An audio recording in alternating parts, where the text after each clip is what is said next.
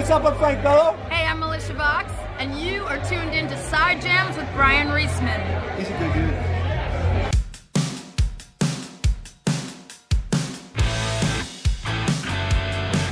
Greetings, everyone. This is Brian Reisman, host of Side Jams, the show where we talk to musicians about their outside passions and their hobbies. And today, well, we have a roundtable. We have Alex Skolnick, the thrash-tastic and jazz-fluent guitarist who's been touring with Testament, and also has the new Alex Skolnick Trio album, Prove You Are Not a Robot. We have the charismatic but also ominous and brooding frontman of Moonspell, and they have a new live album out, Opus Diabolicum, Fernando Ribeiro. It's Ribeiro, yes. Correctly? Yes, I remember. It's not the R. There we go. Yeah. So you gotta give that R, Ribeiro. Ribeiro. Yeah, exactly. Yeah. So we're here to talk about books, and I know Alex, we were on the third episode when I was just doing this as audio. We walked around the Strand bookstore. Now I wish we had done that on video. That was fun. Yeah, that should have been captured on video. Absolutely. And then Fernando, we chatted, I think like a year later. Also talking, you were on tour, we were talking about books, and you're both avid readers, so I thought it'd be fun to talk about that. I mean, how much time, I know Fernando, you like to read as soon as you get off tour. You like to come home, say hi to the family, and then you're like, and you're devouring books. I assume, Alex, you've been doing so much touring, you probably just have to tour. You have to read it when you can actually do it. Yeah, a lot of it happens on flights, for sure. When I'm not flying, I find I have to make time, and it's difficult. It's like setting aside time to exercise or meditate, where you just have to turn off the phone and set aside this time and focus. But I noticed I feel great when I do it.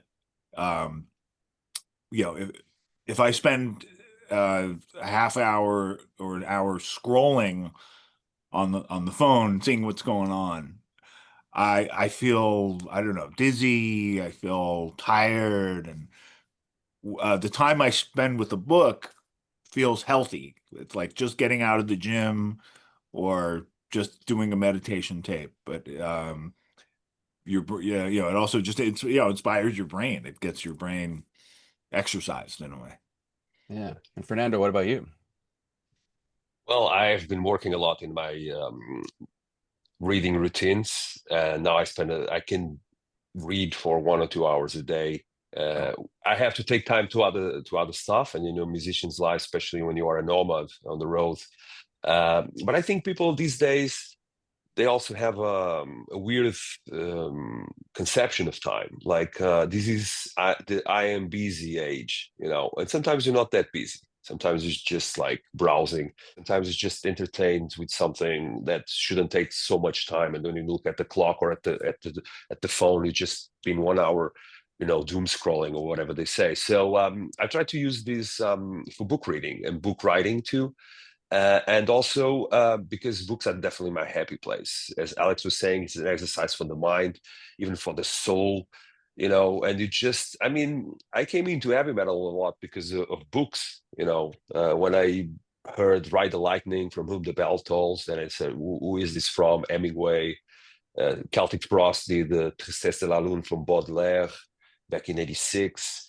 Moonspell has its literary influences, so I think it's a big connect, especially in heavy metal music. Most of it comes also from book reading, and we definitely need to find time. It's like probably exercising, vocals, guitar, etc. For me, a part of my thing as a singer, as a lyric writer, is definitely to read a lot. So I read heavily these days. Yeah. Oh, good for you. Yeah. Yeah. I wish I could say the same, but being a guitarist requires a lot of dedication. I know some musicians that don't need to practice that much.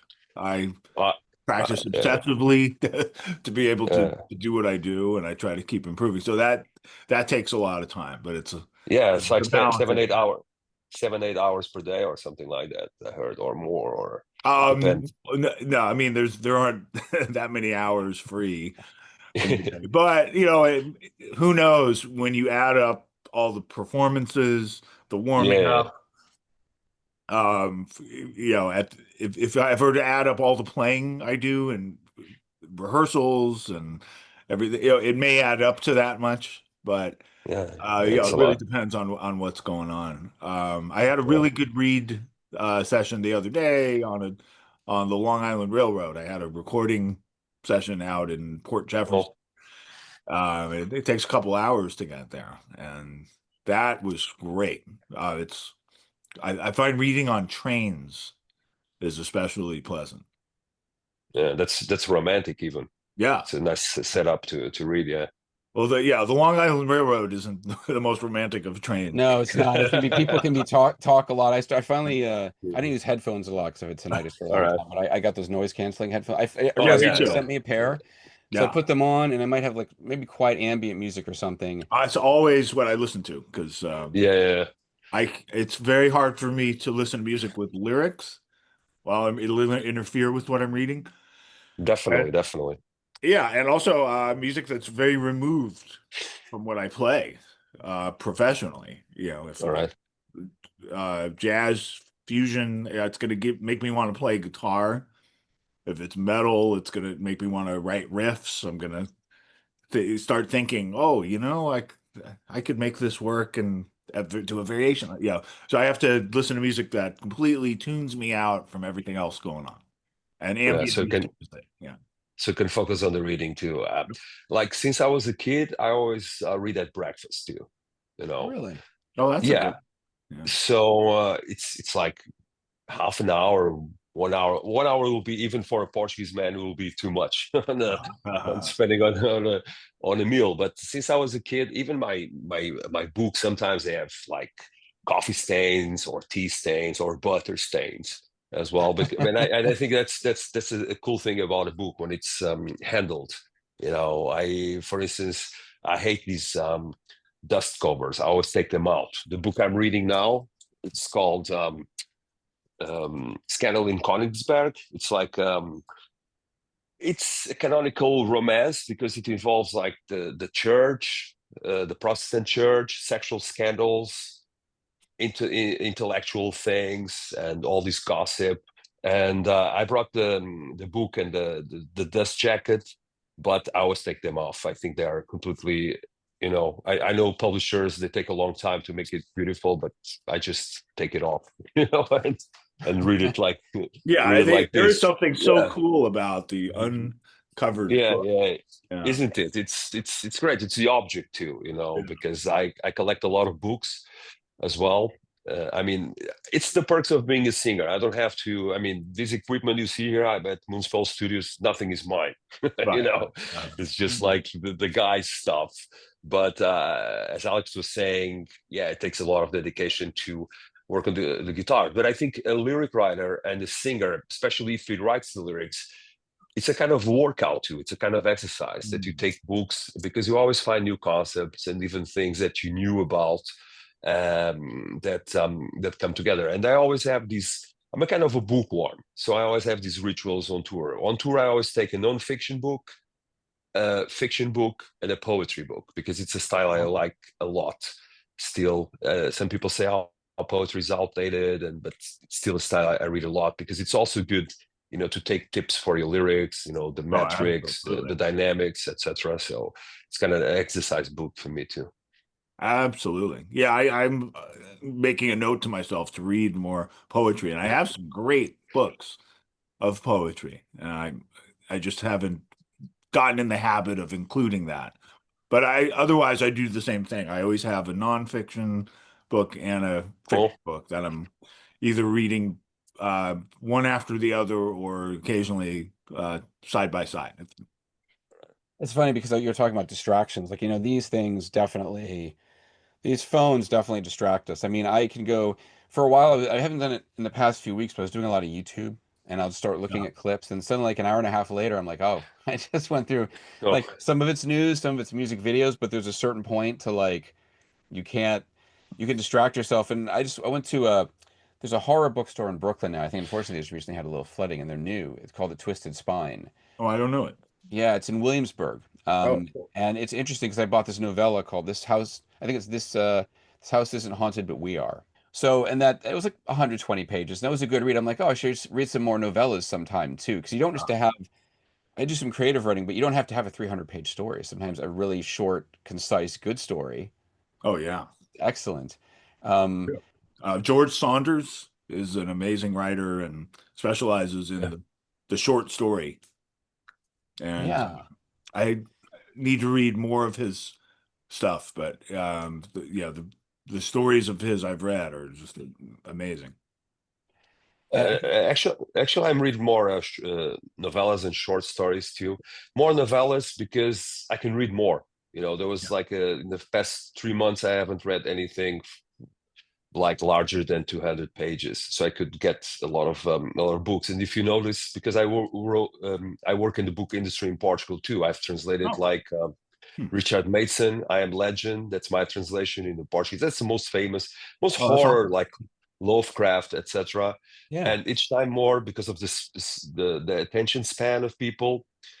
Even if you go to Booker prizes, etc., like the short list, they're all 120, 150, 200 Right. pages. Yeah. And also there was didn't you translate some of Till Lindemann stuff? I think you Well, told me that last time. I had a small book publisher called Alma Books. We're still running on it, but it's very complicated, the book business here in Portugal, because the distributors, it's even worse than music. Imagine that Mm. they take everything. They take like 70% just to put the books on the shop. So I started just to have mail order, and I had a poetry collection. There was just people connected with the music. I had my anthology there. It's called Purgatorial. That's my book. I translated myself into English because it was very personal, so I just rewrote it in English, and that's the Portuguese original. It's all black and gothic, and and Of yeah. course. So I had yeah. So I had a short run.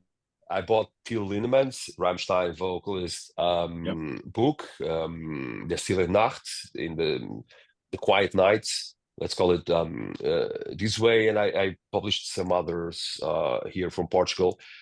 The common thread was that they were singers and they wrote poetry too. So in December 13, I'm teaming up with one of the biggest poetry outlets here in Lisbon, in Portugal, and we're going to make like a kind of a live show, not a spoken word, but kind of a live show where we are going to approach lyrics as poems, and we're going to have Till.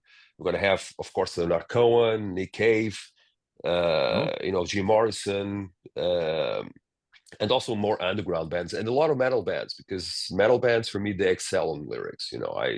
Like I said, when I heard Raymond the Asian Mariner back in the day from Maiden, I knew it was a poet that wrote it, John Coleridge. And when I Yeah. know about it, I the read that thing, in school. I that's the immediately recognized it. Yeah. and you recognize it when you have this kind of recognition, it makes even the bands more special. Yeah. It's like I got into a lot of books and a lot of literature because of heavy metal, really, and the connect so intense and it's so obvious to me. Some people, not, I mean, this is not like in the 80s. I mean, the heavy metal these days, it's not commonplace music, but you Yeah. don't have like that persecution you have. Metal really excels with our own festivals, our own scene, our own bands.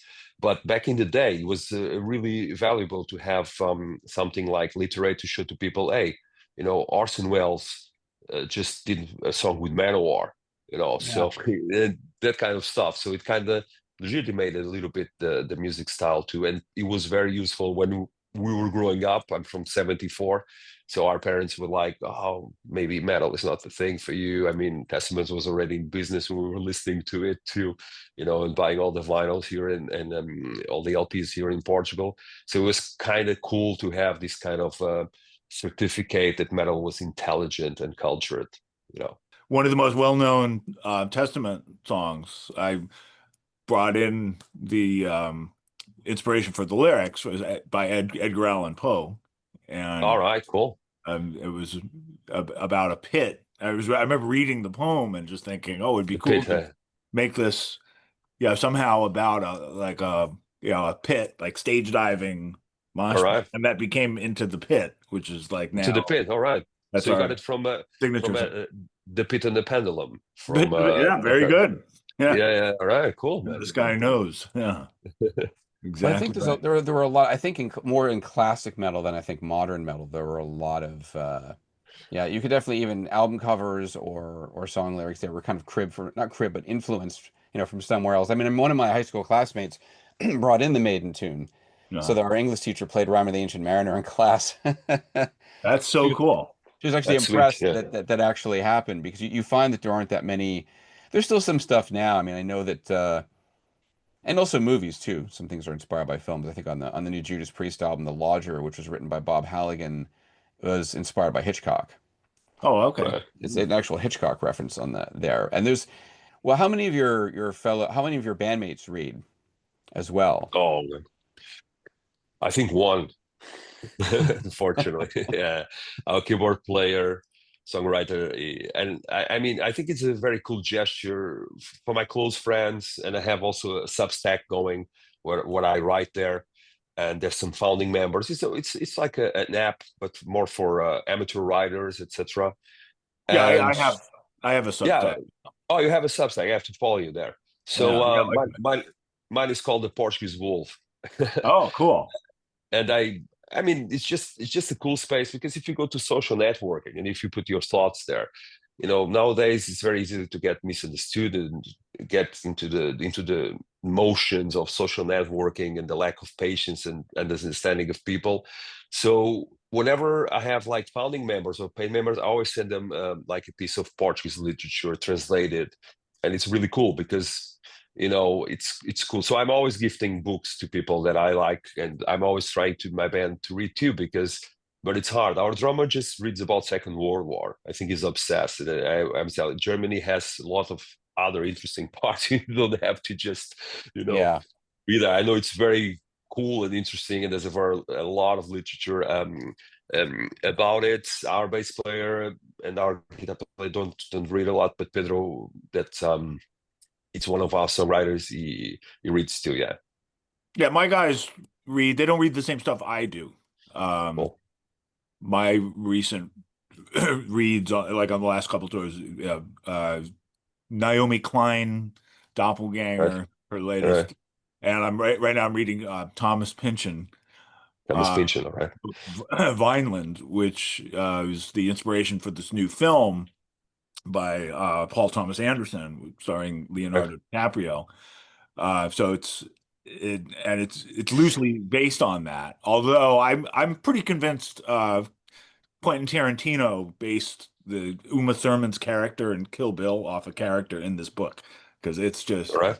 uncanny. But anyway, like the guys in my band, they're not going to read like Pynchon and academic books but they read rock biographies, like stuff like the Aerosmith biography or the Ozzy biography. Eric reads some fantasy and fiction. Um, we've had we shared a couple books back and forth. He's gotten a little more open-minded with that stuff over the years, but Cool. generally rock biographies is the reading for the rest of the guys. I'm so behind on all. There's so much stuff now. Then on streaming with all the documentaries, it's like you could literally just read and watch memoirs and biographies for Oh like yeah, biopics it's for so for overwhelming. Yeah. and well, Fernando, you mentioned we're talking about, well, smaller books before because I remember once I interviewed an interview with Donna Tartt about the Goldfinch, and it's a great book, but it's like 800 pages. I love that And book. Yeah. yeah, it's great. And then they tried to Great. make it into a film, and I was like, and I knew Yeah, I you didn't see can't it do because it. I knew it was going to suck. Why? And there's no point. Well, I knew what they did. They're going to take the art heist aspect of that story, Right. and that probably became the through line for the movie. But there's all these other aspects of this kid's life as he's moving around the country from the East Coast to West Coast and back, and like not. I don't know. There's sometimes I wonder if there's certain books that just should be made. I think almost novellas are a better idea to adapt Yeah. because you Or if could. it's loosely inspired or some element inspired, like apparently this One Battle After Another, which is Yeah. inspired by the Pynchon book. Apparently this is like the film of the decade. This is and there's connection, but it's not Yeah. dependent on the book. And yeah, I feel like when they try to recreate the book too much, it can be problematic. Well, it's interesting. I started. I love The Haunting. It's one of my favorite, you know, ghosty movies of all time in horror films. And I started reading Shirley Jackson. And once in a while, there's something like Mike Flanagan does these really radical reinterpretations, like Haunting of Hill House. Uh, he did a couple Poe adaptations as well. There was The Fall of the House of Usher Right. was one, and they were Yeah. actually really good, and they're modernized, and they're not really quite the original story. For some reason, I forgave those just because I guess there's such a different twist on it. But I also know that's not the original story, so I guess any young person who doesn't know anything about these books is going to go back and be like, "What? Where?" Well, I Yeah, remember but being angry with The Prince of Tides. Yeah, all Pat right. Conroy. He's such a great writer. But the film, it was a beautiful film, and it worked as It's a a film. beautiful film, yeah. But God, they left out crucial parts of the book, including like one character that was like my favorite character in the whole thing. Like he was just written out of the script. And I understand you only have a couple hours to tell this compressed story, but still, it can be frustrating. On the other hand, I feel like the movies based on books of Elmore Leonard work really well because it's just, Yeah, grand cinematic. slam, action packed, and it's not that the stories aren't in depth, but there's just much more action and attitude. And I feel like most of the Elmore Leonard films they've captured that. They captured the flavor of the book enough, so it's very satisfying in a different way. It's kind of an interpretation. We have an anecdote here in Portugal. Let's see if I can do it in English. It's like two goats are eating a film reel, and one goat says to the other, "How do you like it?" And the other goat says, "Well, I prefer the book." So it's like, a question of interpretation. And it's also books sometimes can get you to the end game. For me, the end game, it's books. Movies are just like cover songs that Mhm. sometimes you just change the scales, or sometimes you Sure. just change the mood, Hmm. etc. But I've been really attracted to read some books after I watched the movies, like especially like Exorcist, for instance. It's a great, great classical movie, and you by William Friedkin. You go to read the book of William Peter Blatty, and it's even scarier because the book is condensed on the movie, but the book is just gives you a more intellectual academic insight, or more about the conspiracy of church, etc., relating to the exorcism. And for me, one of the best examples is David Cronenberg's Naked Lunch. Very complicated to adapt William Burroughs, and it just Yeah, I was Oh, about to yeah. say. I never saw but the it just film. I read the book. yeah, but he just adapted a bunch of books of Burroughs, because the original writing of Burroughs is not like a mechanical writing. It Oh doesn't yeah. go I mean, from how do you it doesn't adapt have that? Yeah. yeah, it doesn't have. So he adapted like using the same kind of style of Burroughs. So he adapted like Naked Lunch, just parts of Naked Lunch. There was a time in my life, like 99, 2000, I was really into beatnik, and I read a lot of William Burroughs. He adapted Cities of Red Night, which is a great book by Burroughs, less known as than Naked Lunch. He adapted Interzone. So he just did a mishmash, like a melting pot. And he came up with this movie that's actually, of course, it's Burroughs meets Cronenberg. So you don't expect to be like a cool, happy ending, Sure, my sure. hand in your story. But I think it's legit, and my hope as a reader is that the kids and people watching stuff, that they can go to the books too, because that completes him. Like The Omen, it's Brian Seltzer, I think. I think that's the name of the author. It's a great book too. It's an amazing movie, but great book too. And normally, especially for horror movies, I like to read the book after watching the movies. But as you say, as Alex would say, it's a very complicated process, because sometimes even if you are taken from a book of one author, you end up in the movie to not just only relate to the book, but relate to everything around that author too, if the author is really important. So you get and take a little bit of the atmosphere of this novel and the other novel, and all the drama and mystery around some authors like William Burroughs, for instance. But yeah, there's bad and good experiences as as you say. But the red line is that a lot of the movies I watch, most 99% of the productions are coming from the reading of books. Sometimes very personal readings, very personal interpretations, but that's a cool thing. It keeps the books alive, in my opinion. Yeah.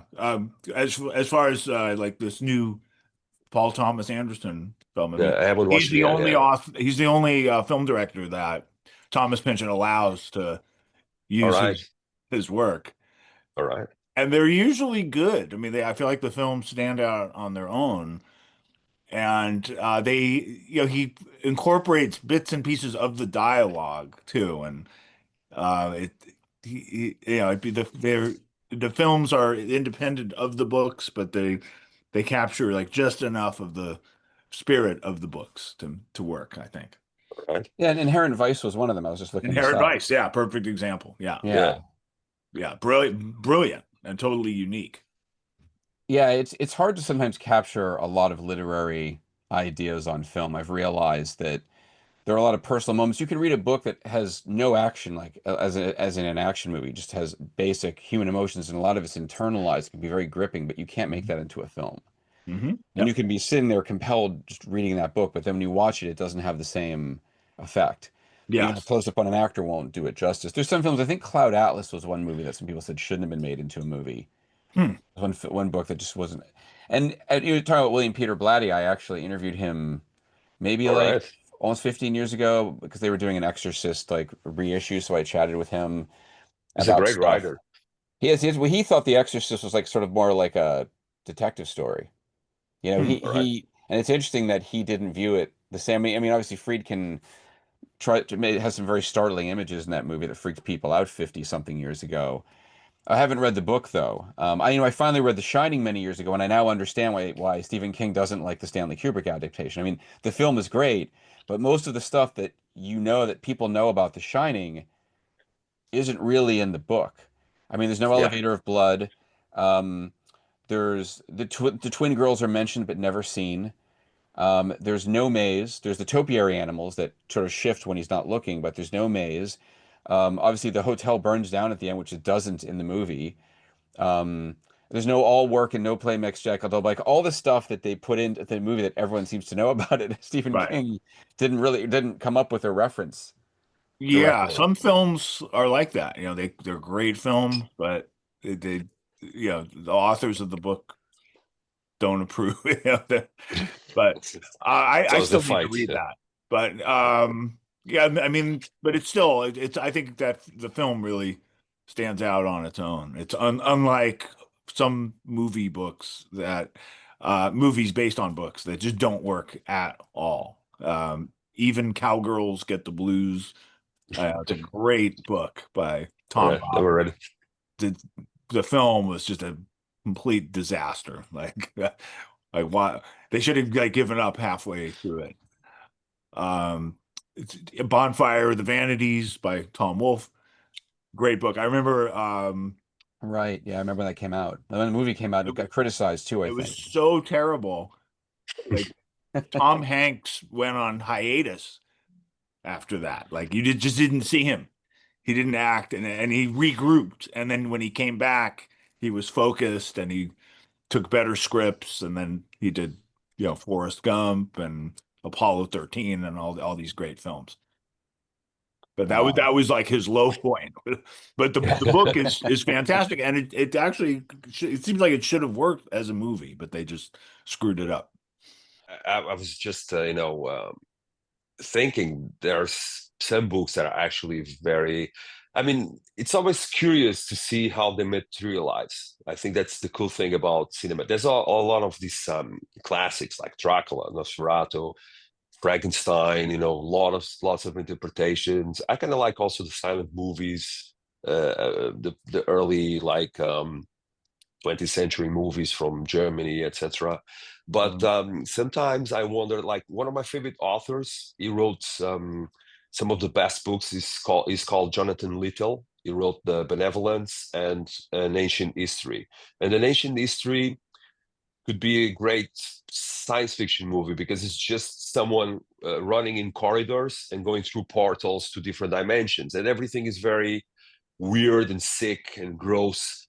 But sometimes it's like I want to see it filmed, but as Alex was saying, sometimes I don't want it to see it on film too. I'm just very curious, and I think the directors and the screenwriters, screenplayers, are curious about that too. And sometimes, you know, curiosity killed the cat. Sometimes it doesn't work at all. But there's a bunch of things that I would love to be filmed to just to have a go at it, and just to compare it also with the book. But it's hard. It's a heavy weight, definitely, especially if the book is a classic, etc. And it's in public domain. You can have more freedom if the author is not alive to defend himself. But sometimes it just flops. Like, for instance, everybody's very excited about Guillermo del Toro Frankenstein, and I watched it, and it didn't cut for me because it didn't have enough drama or narrative. Beautiful film, like everything from del Toro, beautiful scenarios, the death masks, the coffins. But if you see Kenneth Branagh with Robert De Niro at Frankenstein, like from '94, I think, Yeah. it has much more, you know, it pulses more because Kenneth is bookworm, you know, and he worked a lot in Shakespeare movies, and he really did a nice interpretation of this. And this one was, some people will love it, of course, but it didn't cut it to me. Yeah. Lovecraft is an author who's hard to adapt, and a lot of people have tried with things like I actually finally read the Reanimator short story, and it's just nothing like the film because the film has this gruesome gallows humor that's really Yeah, not the it's very story. gore. And my friend Rich made an interesting comment about Lovecraft. He said he doesn't write scary prose, he writes scared prose. Mm. Like his characters are freaking out, and a lot of that Cthulhu mythos, it's in his head.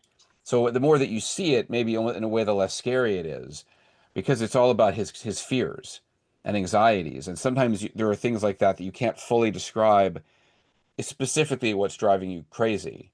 You just have to describe how you feel. Yeah. And that's I and think that's just a good one that worked for me that just came to mind, Blade Runner, Mm, which is based on even Android's Dream of Electric Sheep. Uh, Yeah. yeah, with Philip K. Dick. Yeah, which is a really yes. hard, very ambitious thing to take on, and create this whole futuristic world. But I thought Ridley Scott did a good job with that. I mean, Total Recall is another one that didn't do well, the Schwarzenegger version. Then they remade it with Colin Farrell, but I didn't find that compelling either. I was just kind of like, I'm just gonna have to go back and I'm just gonna have to read it because it seems like there's something missing. Those two films are Yeah. so radically different. I remember, Alex, we went to the Strand and walked around. How often do you guys, when you go out on tour, and how often do you get to the local bookstores, and how much stuff do you accumulate? Because books, I just had to move for the first time in over like a quarter century, and I had to carry a lot of heavy boxes of books. How much stuff do you accumulate? I mean, have you found some cool stores on tour, and like how much can you accumulate realistically? Yeah, I've been much more disciplined about not accumulating too much because I have the same problem. Yeah, I love having the books, especially like classic printings. There's something so fun. I love those, like the travel size paperbacks. But yeah, I mean, I try to. It depends where I am. I try to go to important bookstores. If I'm in Portland, I will always go to the huge bookstore there. Powell's, yeah, in Portland, Oregon. Palace, yes, and Yeah. Shakespeare and Company in Paris. Um, Oh, they have one in Paris. I didn't know that. I know one in New York, but oh yeah, the original. okay. But if I pass by a great bookstore, I'm going in. Yeah, definitely. And I always feel inspired when I go there too. It's very much like reading itself.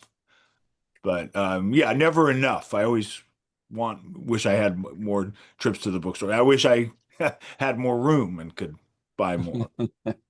Yeah, I go very often, and people already know that I'm heavily into books. So a lot of people bring me their own books, Oh yes, I get books too. Yeah,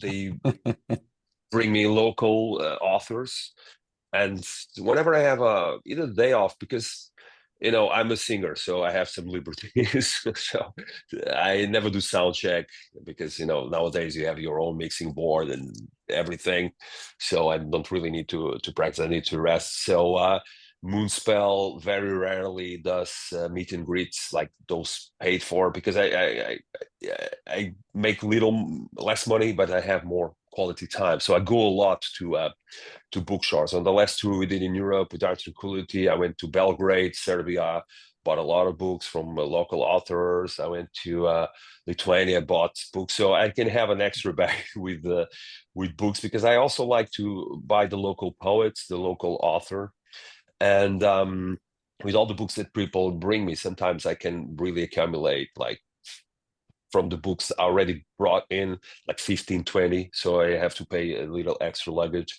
But I'm also trying to build a library. So, and I saw this really cool documentary about Umberto's Eco's library, the Italian philosopher. And he said that after 3,000 books, you can call it a library. So I think I'm almost reaching that number. Yeah. I want to do that. I need to Yeah. get a space outside of New York City before I can do that. Oh yeah. It's now I live in a small town outside Lisbon, like 80 miles from Lisbon, and I'm going to the countryside, and there is a room where I can put all my books, and of course, even Portugal became more expensive. Everything did. It's not crazy as New York, Yeah, I live in the most compact, most expensive city on earth. Yeah, and, that's true. That's true. And then also I have guitars, and they add up. Yes, That's right. I forgot. I accumulate between the ones that companies I endorse and ones I find others. So I've got that going too. So it's I'm spatially challenged at the moment, trying to. Yeah, That's my big project for next year. More space. It was funny, Fernando, you were mentioning dust jackets, and I remember I was chatting with Claudio from Coheed and Cambria, and we're comic book fans, and I'm always careful with comic book collectors have this, a lot of us have this thing about keeping them in good shape. But with books, he had the argument that he felt like a book, I like to keep my books in really good shape. But for him, if it had a broken spine or was like something been pages, like he said to him, that's a book that's been loved. yes, But I That's a completely good point. agree. But somehow I want to keep glad it in to good hear shape, though, right? I prefer to keep them in mint condition. Unfortunately, I read most of them while traveling. Yeah, so my the pension book I'm reading, had a bottle of water spilled on it, because in the bunk in the tour bus, I go to sleep with sometimes the bottles of water, the caps aren't on tight enough, and all kinds of things. Or you take them to a meal and you get Yeah. a stain on. I mean, but so I can see that argument. I totally agree. I like handled books, and I like old books too. Yeah. I mean, I cannot afford first edition. One of my best friends is a book collector, and he has a shop here in Lisbon.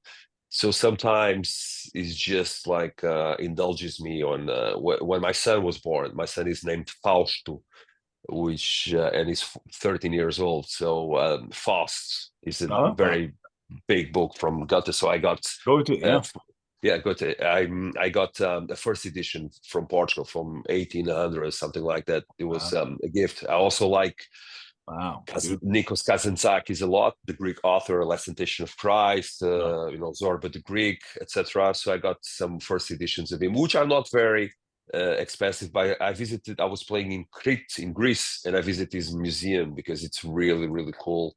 And it's such a cool celebrated author for South European people. It's from Greece, so it kind of defines this Mediterranean lifestyle with Alexis Zorba, one of his characters. So I like the books that are a little bit, and I can even buy a damaged book just to have it. Sure. Yeah, if it's not expensive, I'll buy like a $1 comic. Yeah. It's like from the 60s or something. And I just want to sometimes you just want something in read. For me, if I'm collecting, I want it in readable condition. For comics, books is a little different, but I mean, obviously you have a lot of books that you prize, Fernando. Alex, what are some of the prized books in your collection or things that you really treasure? Are there specific books? let me see. I have a copy of Casino, yeah, that was made into a very good film. Scorsese's film, yeah. Yeah. By Nicholas Pileggi. And he gave a signed, personalized copy to my father, Cool. my Wow. father was a law professor and studied organized crime, and I think consulted him on some research. So, um, yeah, I have that. I have a good friend, Bradford Morrow, who's a well-respected writer and professor in at Bard, and runs a literary journal called Conjunctions.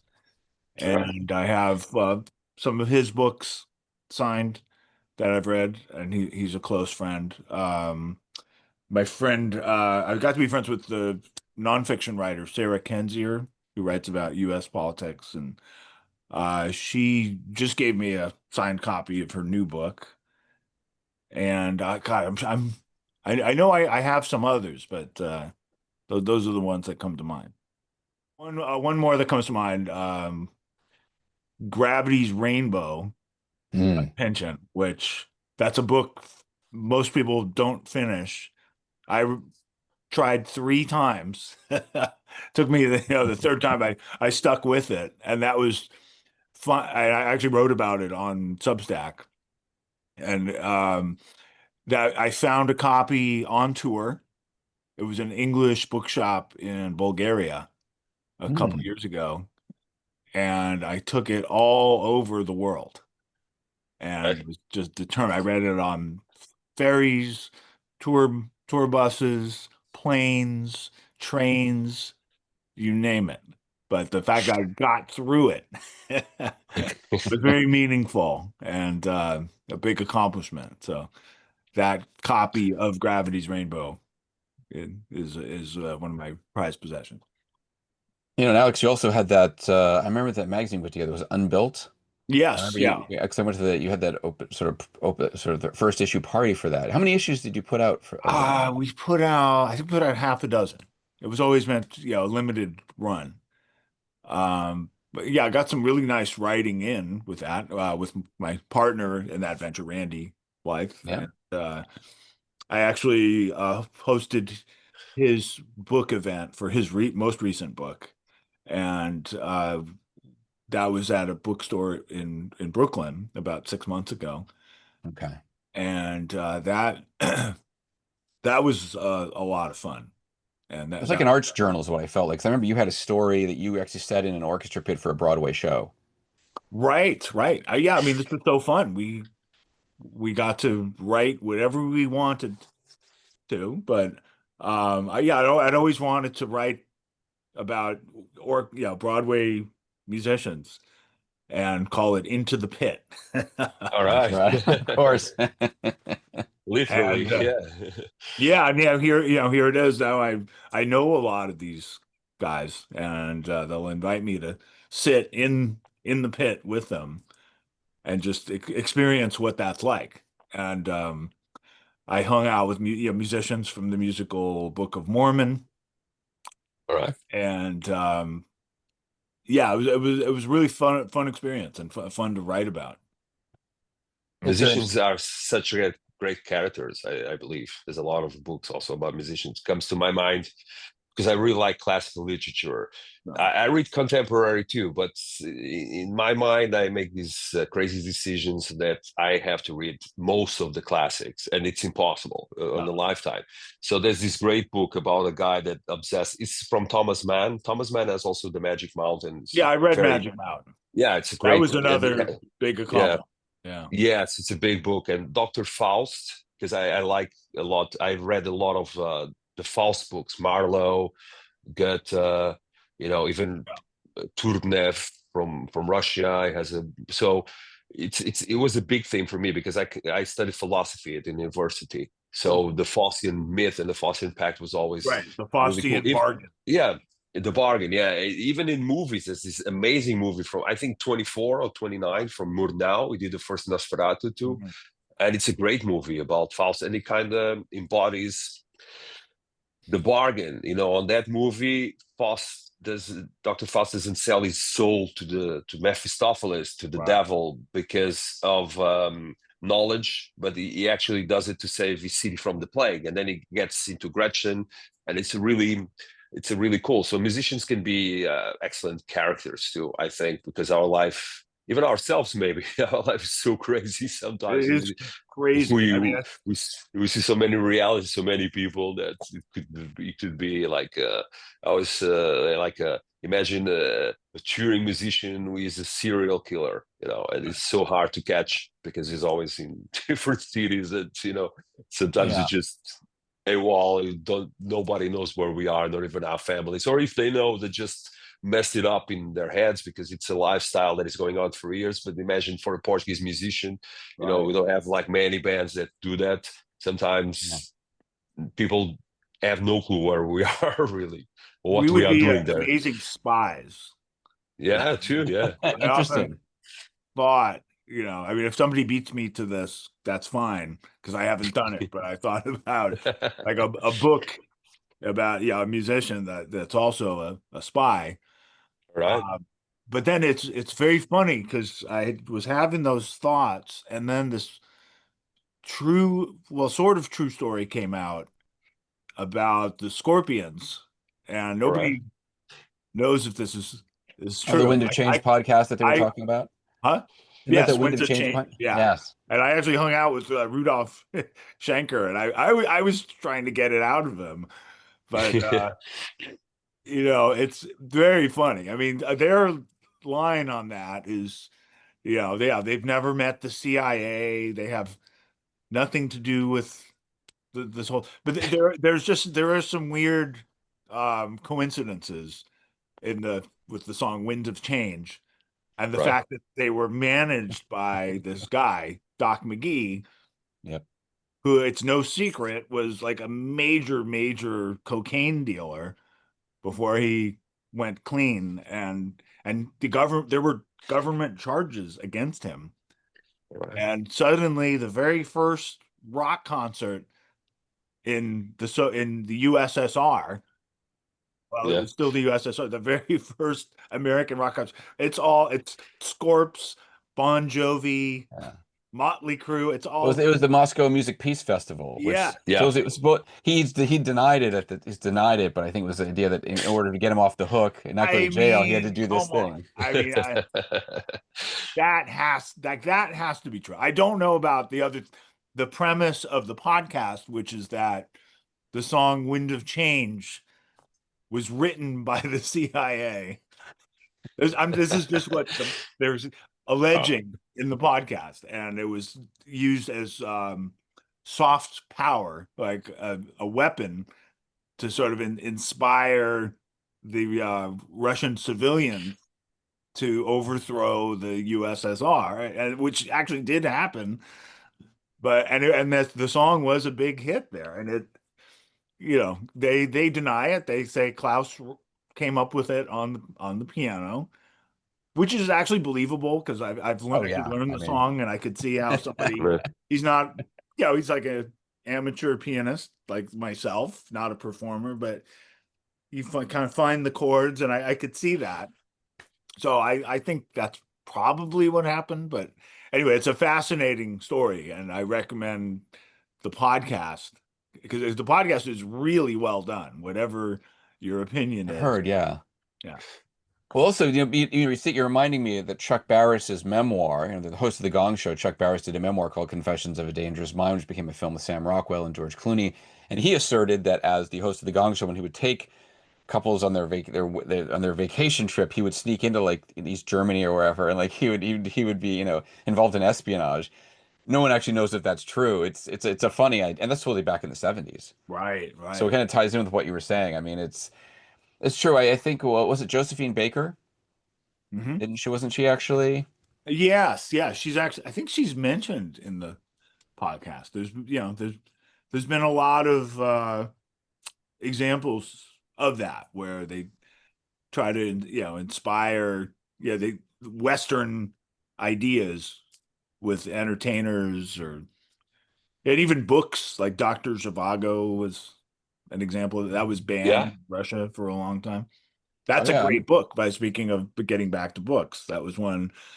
I actually went to Russia a couple years, I think, before the current situation started. It was a shame because you can't go there now. We had this whole tour planned, but Yeah. 2019, I think I was there, and there's this great restaurant very close to the Kremlin, and it's called Dr. Zhivago. All And right. Huh. That's a and great I said, book. okay, I really need to get off my ass and finally read this book. And yeah, it's a Yeah. Do you great, know the great. story of Dean Reed, the Soviet rock star?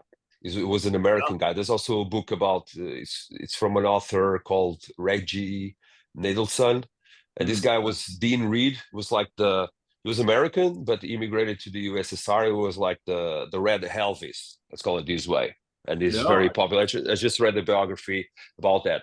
I didn't even like too much the book because you've been in Russia and you've been in the former Iron Curtain countries likewise. And Yeah. now the political situation is impossible. But we toured all Russia. We did once 13 dates in Russia, going as far as Siberia. And people love metal, people love rock and roll absolutely. We over had there. great books there. Yeah, it's big crowd and everybody. I mean, just that crowd for that rock peace festival. There was Yeah. even helicopters hanging out. I, It was crazy. Something you don't see in the West, or yeah, you didn't see it in the West anymore. But this book is really cool. But it's also full of cliches about Eastern European people, because when you go there, like always, when you meet the people, not the politicians or the middlemen, they are different from us, of course, sure. but in the end of the Yeah. day, they're very welcoming. So this Dean Reed was a guy that was very successful in the old Iron Curtain countries, Hmm. playing American rock and roll, like like Elvis or Johnny Cash, and Hmm. like country meets rock and roll. It is such a fascinating character. And nowadays, after the Perestroika, you could get all the books like Gulag Archipelago and Dr. Zhivago, because Stalin had a favorite author. I'm really into Russian literature. His name was Mikhail Bulgakov. He wrote Master Yes, and Master Margarita. and the Margarita. I actually have Yeah, that, and I haven't read it yet. that's a great Yeah, book. that's on And my he, list. he often escaped the censorship because he was such a smart writer Um, that Stalin found him funny, because he used this Russian humor, they have there, which is not right. like our humor or North American humor. No. And they got away with it. He has really cool books. Master and Margarita is his masterpiece, Yeah. most known, but he has Heart of a Dog. It has, like The Snow Frontier. It has a lot of books, and Russian literature is very, very rich and often very critical of their own politics. Yeah. Since the USSR up to now, there's a lot of authors that cannot live in Russia, and they are great, but they have to live outside because they still have, a kind of criticism through humor and fiction, Yeah. and the authorities will not have that. Yeah, Well, you Yeah. Well, also, that's why Dr. Zhivago was banned. yeah, for quite some long time. Yeah, I mean, it's also interesting that through art, depending on how you create your art, you can get away with things. My understanding, I mean, Franco was this fascist ruler of Spain for 40 years. yeah, yeah, And yeah, from my understanding is that a lot of filmmakers dealt with the issue of fascism through horror films. So they did it in a supernatural context, and that kind of escaped some of the censorship because it wasn't really, it's kind of the way like Rod Serling with the Twilight Zone was able to deal with certain very topical issues that might have been controversial to some people, but because it's in a sci-fi or maybe sci-fi yeah. horror fantasy setting, you can kind of get away with it, um, Mhm. as You have opposed to Coffin being. Joe, also from Brazil. Coffin Joe. Yeah. And Mike Patton told me Zeduca, about him. He says you have Zedu to watch Cachel, these yeah. films. Oh yeah, yeah, yeah, Hmm. yeah. Oh, it's great. And they had the brutal like military dictatorship, and I mean he was arrested many times, but he could get away with a lot of stuff through horror movies. Yeah. Yeah. So now you guys, obviously you're avid readers. Have you ever had a big fanboy moment? You met an author that you were dying to meet, or you had some sort of great exchange? Well, I had You, a thing that it's not really what you're asking, but was my almost fanboy. I love this author, this British author called Ken Follett. He's very famous. He has Pillars of the Yeah, Earth. espionage, you an espionage thriller kind of writer, right? Yeah, yeah. Also medieval times. He's like a bestseller writer, Yeah. and sometimes I like a little bit more underground writers, but he came to the book fair in Lisbon, so his books are glossy because it's not like Dan Brown. It's much better in my opinion. But Ken Follett, and he's also a musician. He plays bass. He has Really? he gets the kicks out with his friends. He has a like he's a very established author, so he has a lot of money.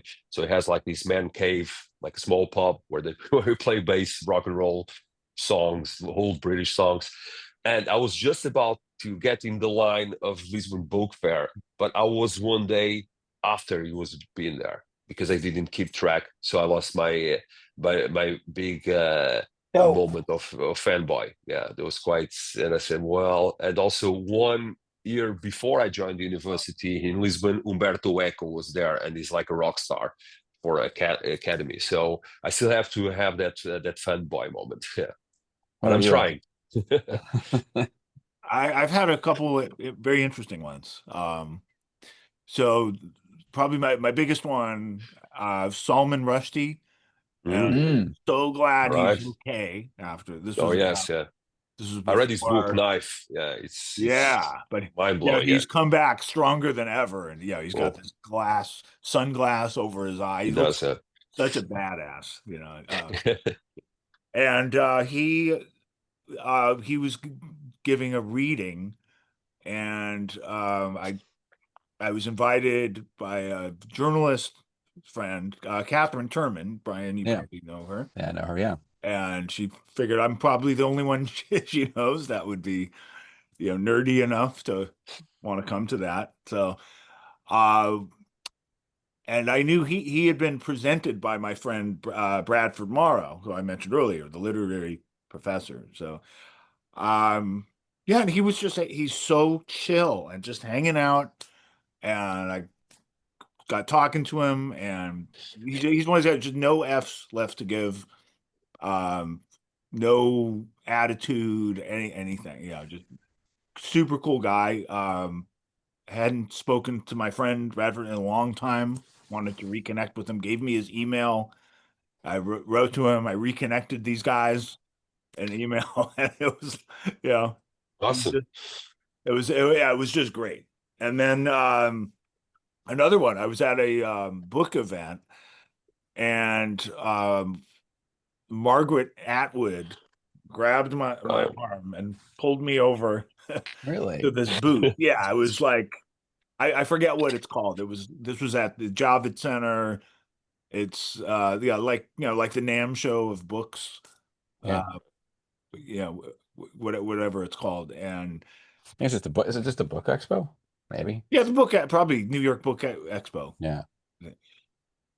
And yeah, she pulls me over to a booth, and it's I don't even know if this ever caught on, but it was this sort of a platform, sort of like this with Zoom, except people meet authors and they can get a signature, like a personalized signature, but digitally, and it's mailed to them. I forget exactly how it works, but she pulls me over, and just Does she know who you are? huh? Does she know who you are? She has no idea who I am. No. Okay. And just I think, and I was actually walking around with somebody that worked in the book world. And you know who that is, right? Yeah. I'm like, yeah, damn right I do. And then there was another writer on the screen. The other writer, the author of Telegraph Avenue. Um, I've read a bunch of his books, and his name escapes. Michael Chabon, and he's on this, and we just demonstrated this thing, and I had a quick conversation with him, and he actually had a Rush shirt on, All right. That's cool. and so we started talking about music. Yeah, he's a big Rush fan. So that, yeah. So Margaret Atwood and Michael Chabon on a screen, like within minutes. So that That's was, royalty. yeah, Yeah. absolutely. Did you Absolutely. get to talk to her at all about her writing, or was it just a quick? It was just very quick. And it was, I guess Handmaid's Tale was out, but I don't think it had been made into a series yet. So she was still more of a book celebrity at that point. I mean, yeah, now she's just like larger than life. Well, there was a film adaptation, I think it was in 1990, um, that with Natasha Richardson. That was an interesting film, but I don't think many Of the people same remember. book? Oh, the same book. Oh, Yeah. wow. It Okay. didn't, I mean, look this up because I know it was, I saw it and I remember liking it, and I became aware of the book through that movie. Natasha Richardson, Faye Dunaway, Robert Duvall, Aidan Quinn. A Oh, really wow. interesting movie. Yeah, and I love the book. I need to read more of her. That's the only Elizabeth one. McGovern is also in it. Yeah, It's great. Yeah. it's an interesting version of that. It does. I mean, it's not as in depth, obviously, and the series is going to, of course, probably expand on a lot of stuff that's not in the book at all. Right. Um, yeah, I mean, it's kind of scary that, like, you have all these books and all this crazy stuff's happening in the world right now. Like, they warned us. Oh my I God. mean, Huxley, Orwell, Oh Atwood, my all God. these It's people just warned us, and like, insane. but It's insane. Yeah. do you Yeah. think also that what happens with these book to film adaptations or miniseries television is that more people end up knowing the adapted version than the original, so they're not really getting the original vision? I mean, I Sometimes. feel like a lot of people, I think, know 1984, but how many people have read it versus have seen the movie or, whatever, saw it on stage? Shining, the same thing. I mean, The Shining is a massively popular book, but I'm still thinking there's a lot more people who've just seen the movie or the Yeah. miniseries redo. I don't And know if that, it's because I grew up in Berkeley, California, which, is very left wing, but 1984 was required and it was very emphasized.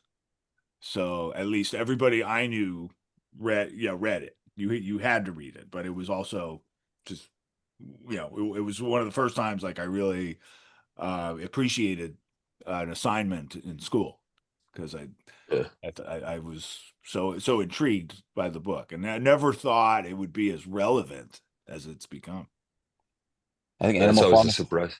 Animal Yeah. Farm is another one, right? I think that's the Oh, one I I never mean, read it. almost more so, I would argue, just in terms of behavior.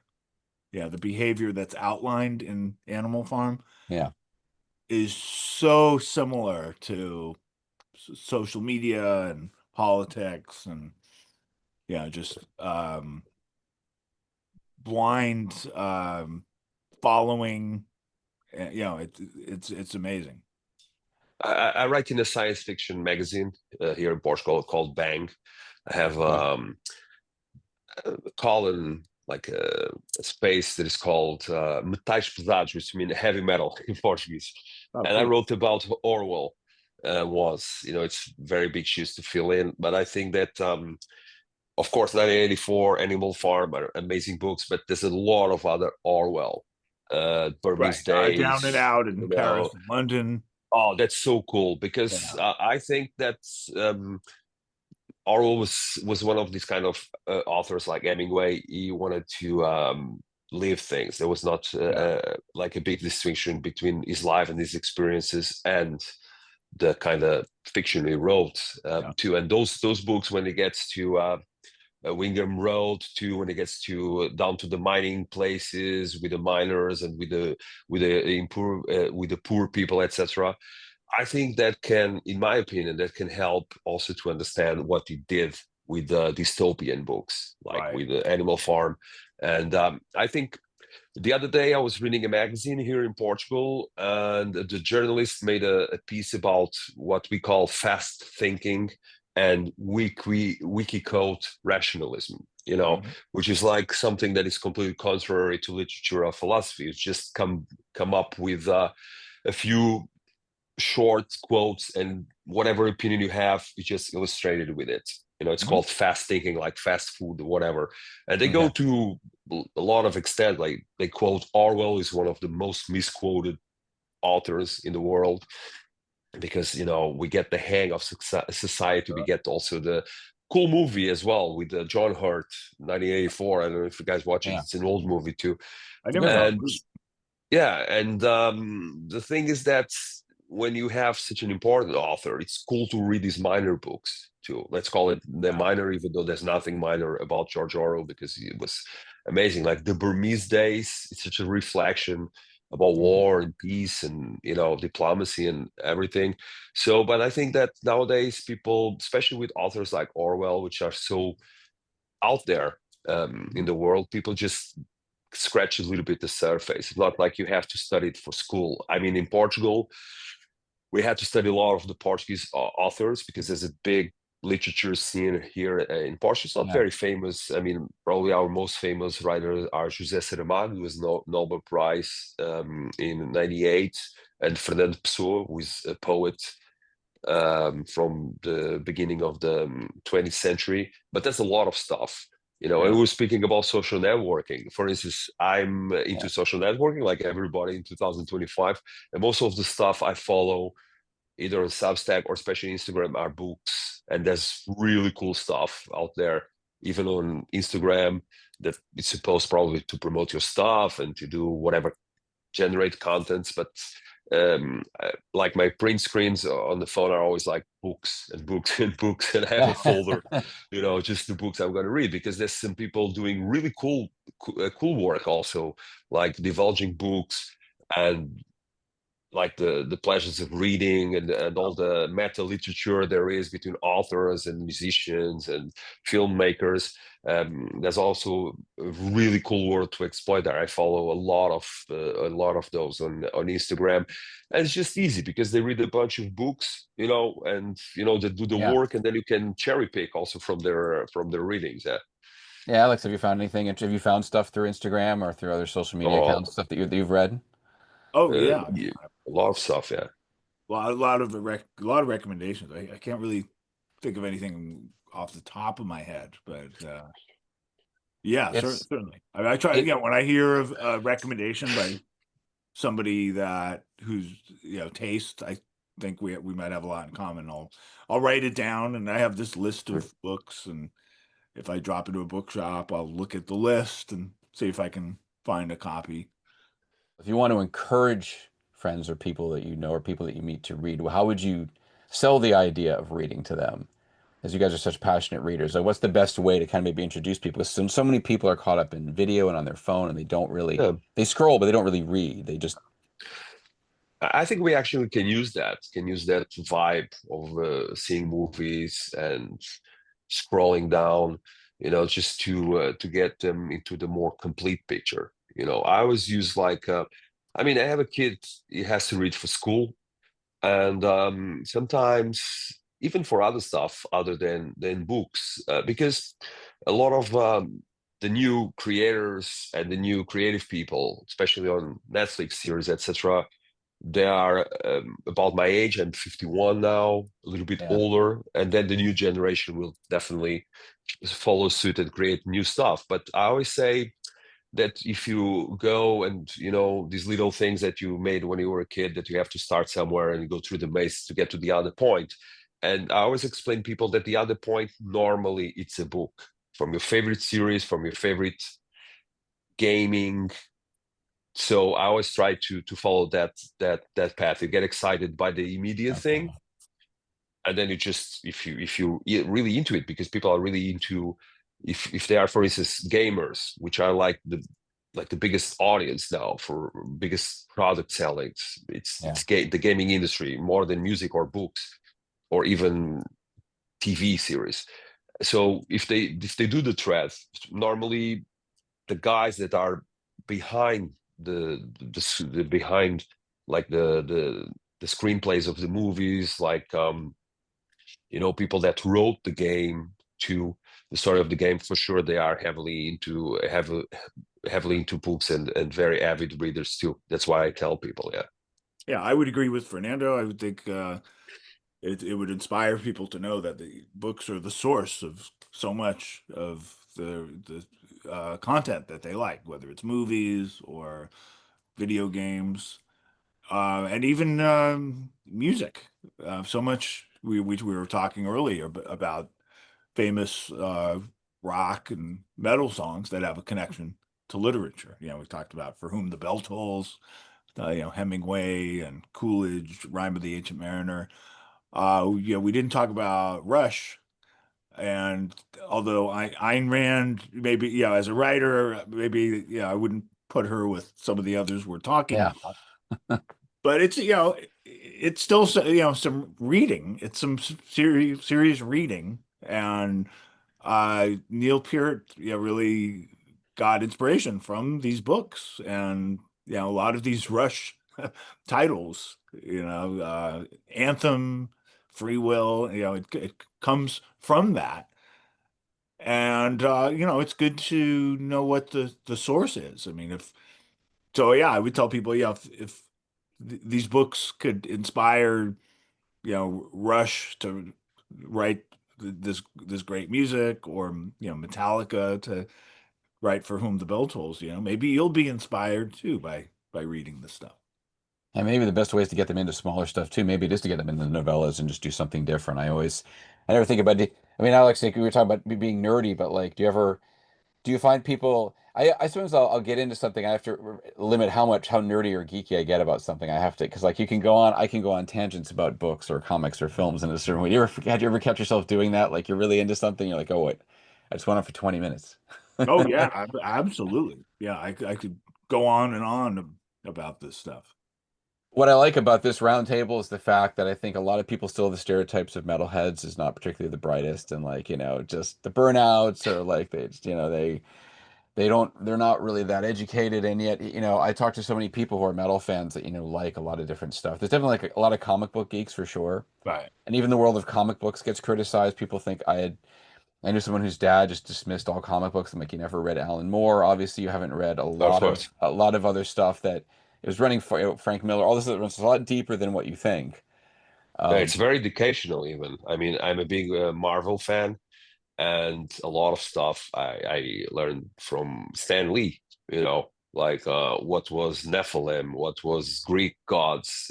Before studying it on school, I was reading like Avengers, Spider-Man, whatever, and you get a lot of it's for me growing up. Besides some classics I read like Jules Verne, etc. I always liked a lot of the adventure things before, like doing the transition to Edgar Allan Poe, which was like this big author for everybody loved. Like Charles Baudelaire translated Edgar Allan Poe to French, Fernando Pessoa translated Edgar Allan Poe to Portuguese. So like when I was more into comic books when we were growing up, and Marvel was so big in Portugal because we didn't get Portuguese editions, but we got them from Brazil. I mean, it's a different between American and British English, kind of. They have the Okay. Brazilian Portuguese, Okay. and then we have the older language, Portuguese from Portugal.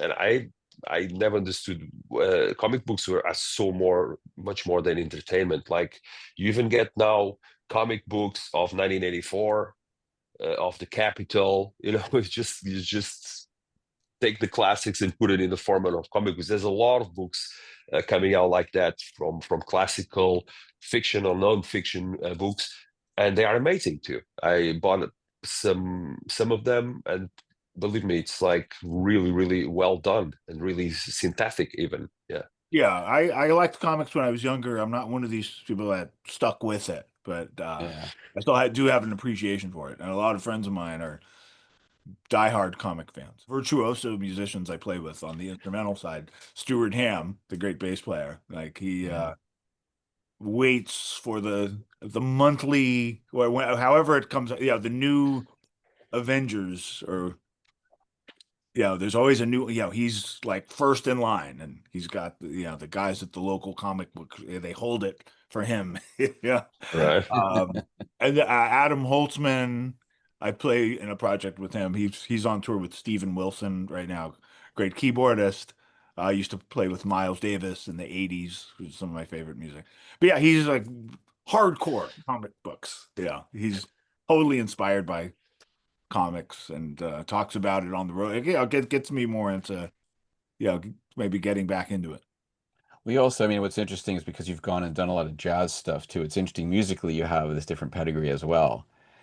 where Yeah, it's cool that you get to explore that. 'Cause I remember, I was thinking about this, Spinal Tap, they had the Jazz Odyssey joke.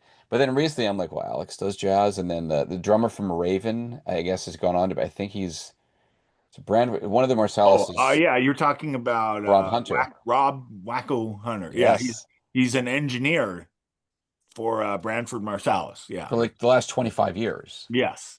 Yeah. And there's been some others too, right? I know there's been other people that have kind of delved into the whole jazz thing. It's not just a couple of you. There's been a number of people that have kind of Well, the transitioned. project I also played with Percy Jones, who best known for Brand X with Phil Collins in the 70s, pre pop star Phil Collins, but Yeah. the same guy.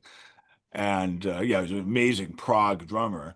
And when he started, they actually made him sing in Genesis when Peter Gabriel left, and he didn't want to sing. It was just hilarious. And so to play drums still, he joined Brand X with my friend Percy. But anyway, the project with Percy is called Pact, P-A-K-T, and the drummer is Kenny Grahowski, and he plays for John Zorn. He does a lot of jazz Right. stuff, but he's also in a metal band called Imperial Triumphant, which All is, right. I know the band. Yeah. you know, the band, yeah. Yeah. And Yeah. they're Great also band. very open-minded, curious, creative guys that you can talk to about Kubrick. Kubrick actually inspired their whole imagery, Yeah. They're all and attire. Yeah. they're all readers as well.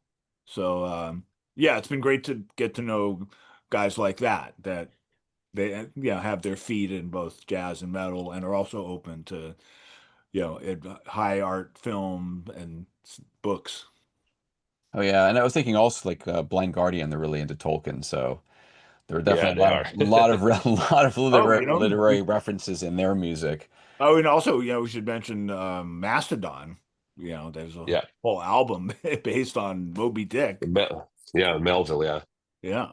Um, that was one of the first huge books that I read. How long is it? Oh, I mean, it's probably close to 1,000 pages, I think. Yeah. Like Jeez. 900 something. It depends I on took a the. It whole depends on the summer. edition. I read Yeah. that. Testament was already touring. We were probably on our second or third year touring. We went to Brazil for the first time, and it might have been like 1990. And yeah, we had a whole summer of touring, and I just said, okay, I'm going to read.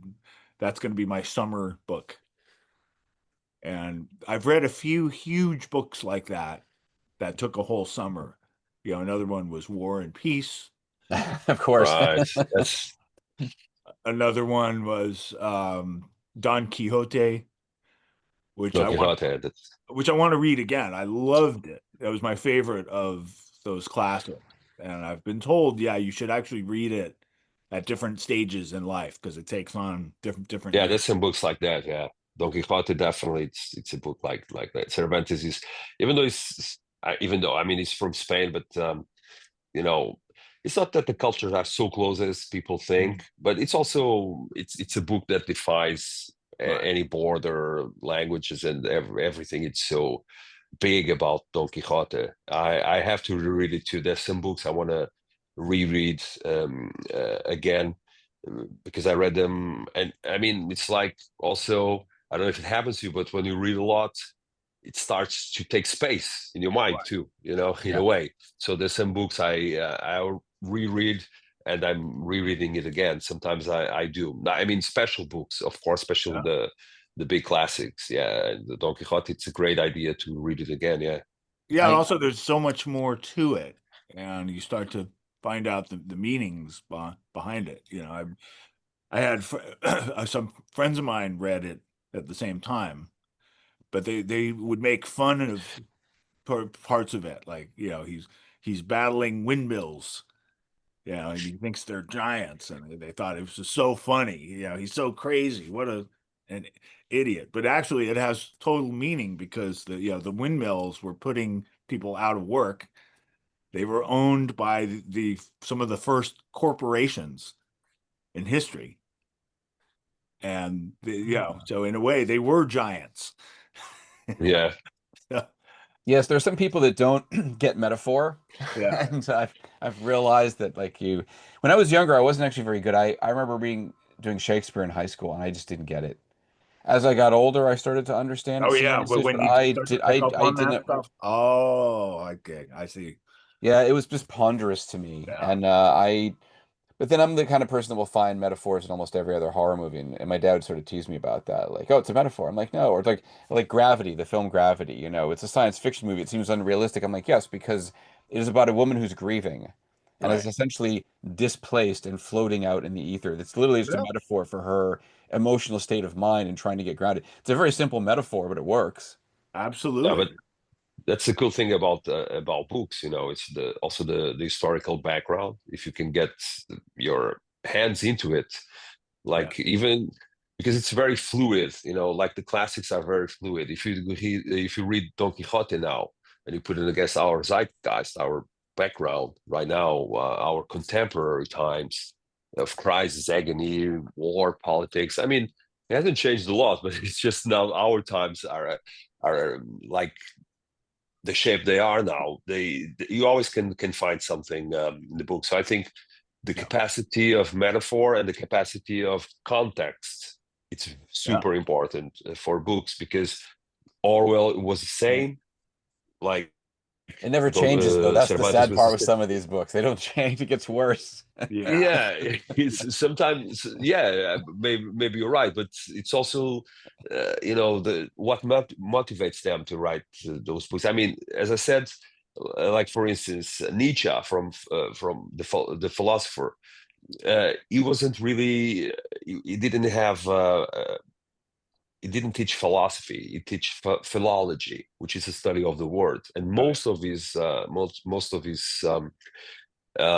theories, let's call it this way, they were really, the method was getting back into the Greek word, to the Mhm. archetype, and then find what was the true meaning, and then do his philosophy. And everybody is one of the most important contemporary modern, but his basis was like old pre-Socratic, even philosophy. Yeah. So there's a lot of author. He's from philosophy, even though he's a great author, and you can read him like a novelist sometimes. He has a lot of drama on his writing, but it's very interesting, as Alex said, to reread the stuff and to compare it to the background, and also to understand what was going on, like with the windmill situation in Don Quixote, or with the miners' poverty in let's say Germinal from Zola, from the French guy, which is an amazing book too, about those times and about Yeah. working relationships and etc. So yeah, I think these books don't lose their contemporary feeling, because as you said, the world probably hasn't changed that much, despite the time and the epoch of where the books were written. But at least the books create awareness. So we Definitely. I mean, Alex, do you often do that where like you read something and then you go research the historical background of something and go why 'cause, like if something doesn't make sense, or do you like to find the historical context yeah, of I what you mean, read? it's much easier to do now with that's one good thing about technology for all the Yeah. problems. It's just we have all the information at our fingertips. So yeah, it's very easy to find out the background and the context of these books, instead of, having to attend a seminar or something like that. Well, one of the things that's driven me up a wall about some modern media outlets, not the good ones, but just some that just like, can you just dumb this down? Like you Right. can't use certain words because people won't understand it. I'm like, I don't know. When I see a word I don't know, sometimes I just go look it up. Yeah. Yeah. That's Hey, a solid piece of advice. Yeah. it shouldn't be that hard to do. Yeah, exactly. Not these days. Yeah. So lastly, I guess I want to ask, what do you for you personally, what is the most metal book that you've ever read that you think would cross over probably to some of your fans? Oh, that's a good. Right. Um, For instance, Naked Lunch, I think that one was of funny. That's the. the first one that Oh yeah, because went for it me. says Yeah. heavy metal in there, and some people just attribute the creation, the junction of these two words, Yeah. um, into, I think, William Burroughs too, or I think it had, I don't know, it's not my department, but I think it had to do with the tuning or the thickness of the strings of Led Zeppelin too. I think heavy metal had expression was laying in there. So Naked Lunch is one of the it's a little bit out there. It's a little bit Yeah. far out, but it's so extreme. I mean, if you could channel extreme the intensity of extreme metal to a book, it's definitely Naked Lunch. We could even have a go at metal genres like Tolkien for sure for symphonic or power metal, you know. Yeah. And Yeah. I really like the this thing with books from the German authors like Thomas Mann, Günter Grass. They're some kind of that epicness of metal. It's contained on these books. I think the book Faust by Goethe, it's a very, very heavy metal book because it has a story of every ingredient of heavy metal. It's epic. It has love and feel loved. It has a bargain with the devil. It has redemption too. So I think my pick besides Naked Lunch would be Faust from Goethe. Yeah, I mean a couple modern ones, I guess. Don DeLillo, White Noise. Oh, I love Don DeLillo. Yeah. What is White Noise about? What is the unspeakable cosmic event? It's almost it's weird. It's almost like a pandemic, but not really a pandemic. It's more like if I remember right, it's more of airborne toxic event. It's called. Yeah, that's right. It has another book, like a really short novel. I think it's on DeLillo called Silence. Yeah, I don't know. Yeah, it just came out, I think, at least here in Portugal, and it's about the breakdown of communication and how people. I think it even takes place either in Chicago or New York. Just how people react and how people get like totally lost. And it's not like we had a blackout here in Portugal and Spain. I was on tour, fortunately. But and one of the things that people said was people getting together into playing card games or by candlelight, etc.